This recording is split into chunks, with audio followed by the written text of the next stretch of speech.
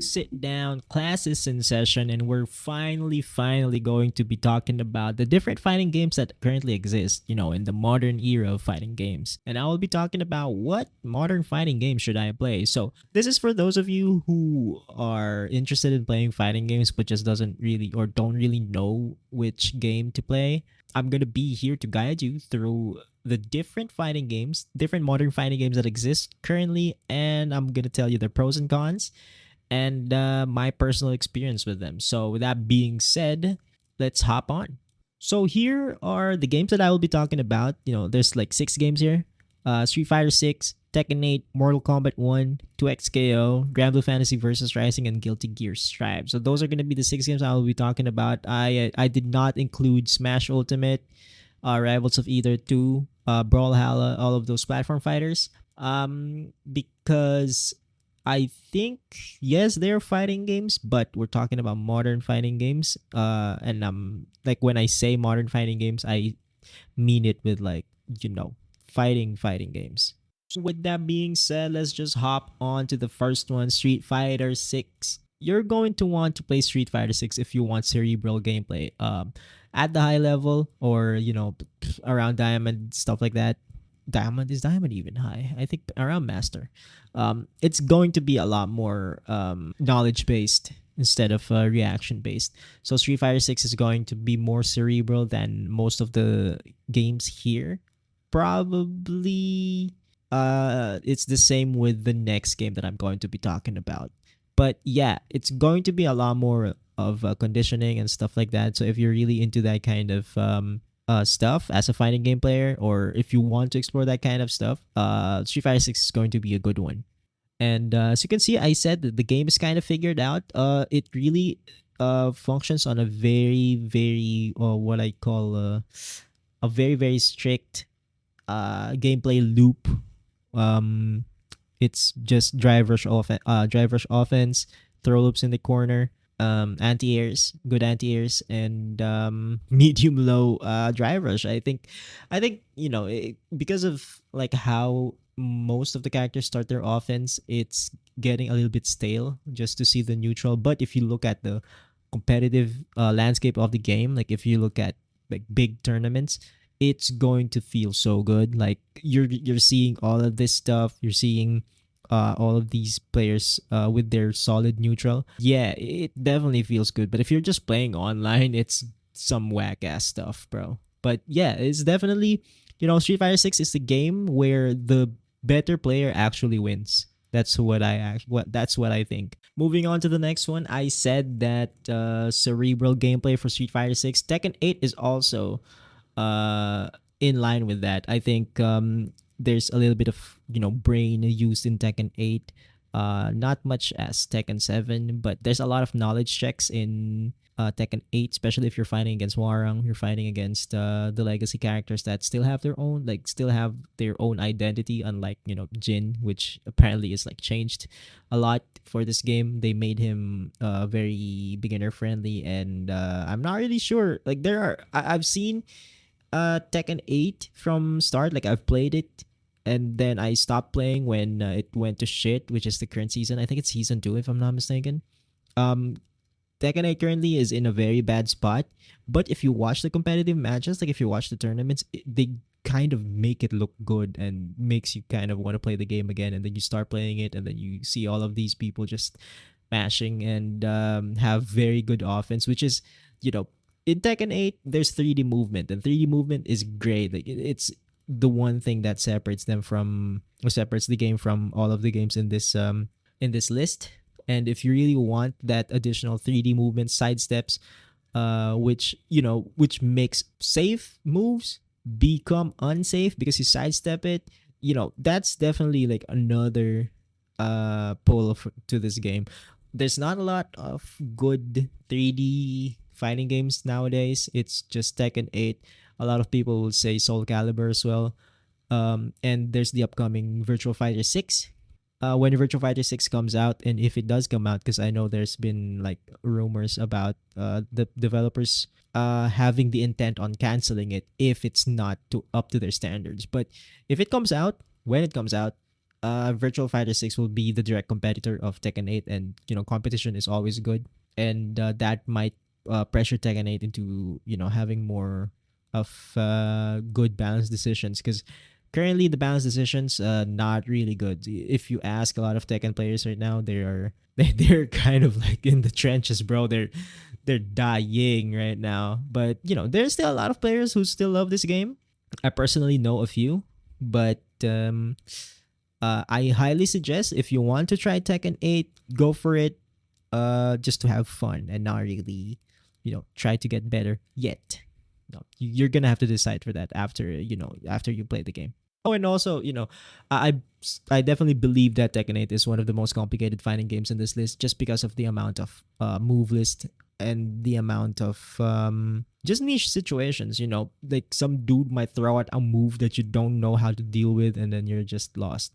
So yeah, Tekken 8 definitely keep you for years just trying to study how the game is actually played, if you actually want to get good in it. Okay. So yeah, with that being said, we're hopping on to Mortal Kombat 1. I'm going to be honest, I don't know much about this game. Mortal Kombat is probably the only fighting game franchise that I just don't like. It's because of the graphics, because of the wonky movement from what I've seen. It's because of I just think the game is kind of weird. And the violence is fine for me. Like, not gonna lie, I don't really care much about the violence, but it's just, it's kind of weird for me. But Mortal Kombat 1, I'm gonna be speaking with objectivity here. Apparently, the game is not going to, or won't be receiving future updates, future huge updates. What I meant by that is there are going to be no other characters, no stages, no additional DLCs in the future. So what this means is that the development of the game is essentially halted, and it's just maintenance mode, which means that it's going to be just bug fixes and nerfs and buffs. One sad thing that's happening right now with Mortal Kombat 1 is that pro players are actually migrating to other games. We all know Sonic Fox has switched over to 2XKO. Ketchup and Mustard, is that their name? They are two UK based, very popular Mortal Kombat commentators, and I think they're trying to move to 2XKO. So yeah, Mortal Kombat 1 definitely fell. It's kind of unfortunate, because it's with Mortal Kombat, it's with Street Fighter and Fatal Fury, even Tekken back in the day, but now it's just not really there. 2XKO, probably my most favorite game in this list. I'm gonna be as objective as possible with this one, but if you like self-expression, if you like unfigured out games, yeah, I said that. It's gonna be 2XKO. There are definitely problems with the game, though, so don't come into the game and then feel like, yo, this shit's so good. Like, no, there's definitely problems with the game. Current patch feels great because of the Teemo nerf. Teemo is like undisputedly one of the best characters in the game, but now he's still one of the best characters in the game. Don't get me wrong, but it's definitely like lowered or toned down, which makes it a lot more fun to fight against. It's one of the problems to fight against zoners. Like, if you're gonna fight against a zoner, it should be designed in a fun way. Like, it shouldn't be you just crouch blocking and doing all that stuff. But yeah, the way they design Timo and the way he is tuned right now, he definitely feels very, very human, and definitely feels like one of just one of the characters that I like fighting against. With that being said, 2XKO is a 2v2 game.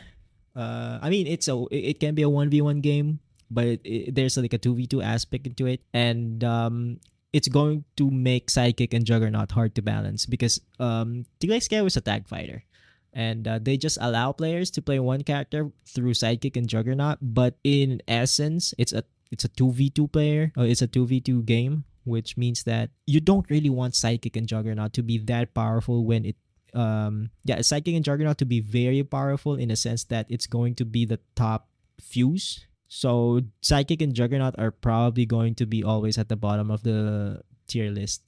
And tier list for fuses, okay? So Sidekick and Juggernaut are going to be down there always. And it's going to be up against 2X Assist, Freestyle, and Double Down to be the best one.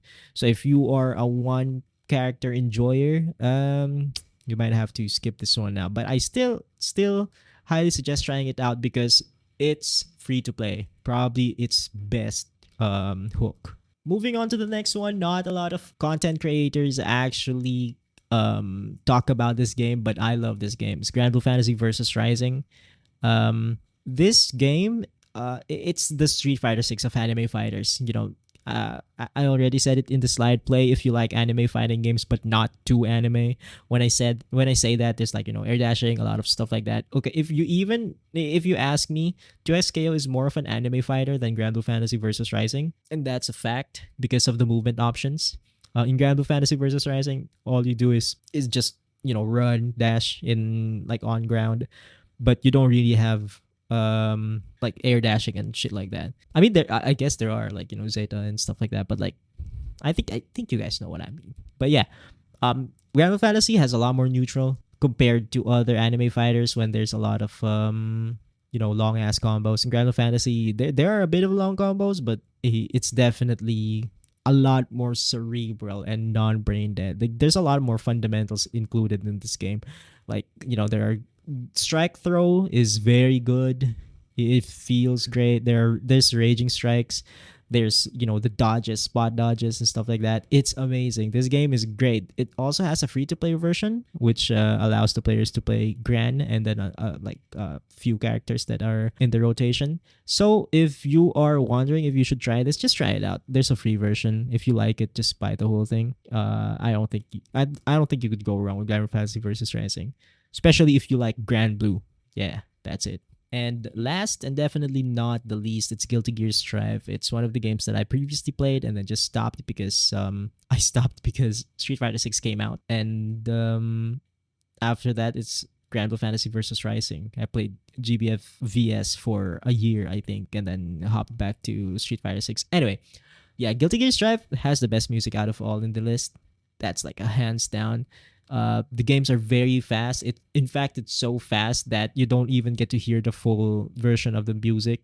They fucking put it out on YouTube and Spotify just so you can hear the whole thing, but you are not hearing like even 50% of the music, just 25%, and the game is over. But yeah, you explode in this game a lot. You just fucking die, and I think it's one of the pulls of Guilty Gear Strive. It's just, you know, the games are so fast. You don't really think like, or you don't really think much of the stuff that's happening. It's either you kill the other dude fast or you just die fast, and then you're just like, yo, that's fucking, I don't know. I said here that I have no idea how it is in the GGS community anymore. I think that's because I don't really subscribe to a lot of Guilty Gear content creators, but I do know that Potemkin is still a top tier, and not a lot of people like that because he's a grappler, and a grappler being a top tier is I think not welcome for a lot of players. So yeah, I think Guilty Gear Strive, you're gonna want to play this if you just want quick games. But aside from that, it's you're gonna want to wait for 2.0, which happens next year, I think. With that being said, I think the session is over. I've discussed 6 fighting games, modern fighting games. If you might have noticed that I did not include Fatal Fury City of the Wolves. One of the reasons for that is that I just did not like the game at all. It just didn't hit me right when I played it during the beta. It's not even to the point where it's the same with Mortal Kombat here, where I just don't know anything about the game.